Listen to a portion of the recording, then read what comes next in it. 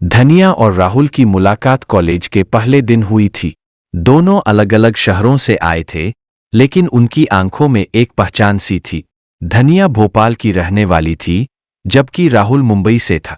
College का पहला दिन हमेशा खास होता है, और उस दिन पूरा कैंपस नवयुवकों से खचाखच भरा था।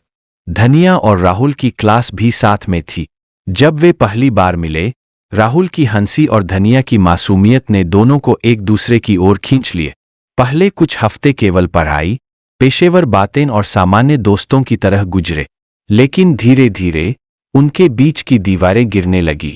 कॉलेज के प्रोजेक्ट्स में काम करते हुए वे दोनों अक्सर लाइब्रेरी में एक दूसरे से मिलते।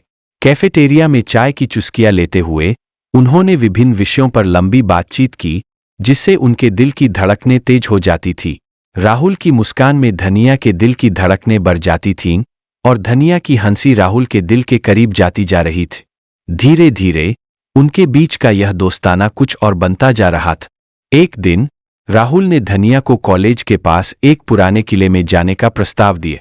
किला शहर से दूर एक पहाड़ी पर बसा था, जहां से पूरे शहर का नजारा अद्भुत दिखता था। राहुल ने धनिया से कहा, आओ हम दोनों वहां जाएंगे, शायद हमें कुछ समय के लिए खुद को जानने का मौका मिलेगा। धनिया ने मुस्कुराते हुए हामी भर दी। अगले दिन वे दोनों किले की ओर निकल पड़े। वहां की ठंडी हवा और खूबसूरत नज़ारे उन्हें और करीब ले आ। किले की पुरानी दीवारों पर बैठे हुए राहुल ने धनिया से कहा, धनिया, मैंने तुम्हारे साथ जो वक्त बिताया है वो मेरे जीवन का सबसे खूबसूरत वक्त रहा है। क्या तुम मेरे साथ पूरी जिंदगी बिताने के लिए तैयार हो? धनिया की आंखों में आंसू थे, लेकिन वे खुशी के थे। उसने कहा, हाँ राहुल, मैं भी तुमसे बहुत प्यार करती हूँ। तुम्हारे बिना मेरी जिंदगी अधूरी है। उनके प्यार की कहानी पूरे कॉलेज में फेमस हो गई। सब उन्हें आदर्श मानते थे।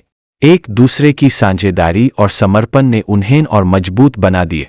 कॉलेज खत्म होने के बाद राहुल और धनिया ने साथ में अपना करियर बनाने का फैसला किया। उन्होंने एक छोटी सी कंपनी शुरू की और धीरे धीरे इसे सफल बना दिए। राहुल के पिता मुंबई में एक बड़े बिजनेसमैन थे, जबकि धनिया का परिवार एक छोटे से कस्बे में रहता था। राहुल के माता पिता ने धनिया को स्वीकारने में थोड़ी हिचक दिखा। उन्होंने माना कि उनकी पारिवारिक स्थिति और धनिया की पारिवारिक स्थिति में बहुत बड़ा अंतर था। पर राहुल अपने माता पिता को समझाने में कामयाब रहा कि प्यार किसी स्थिति या स्थायित्व को नहीं देखता।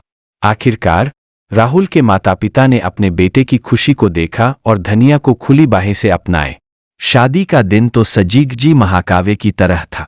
सुंदर सजी हुई मंडप, दोस्तों और परिवार का समागम, और हंसी मजाक से भरी हुई राह।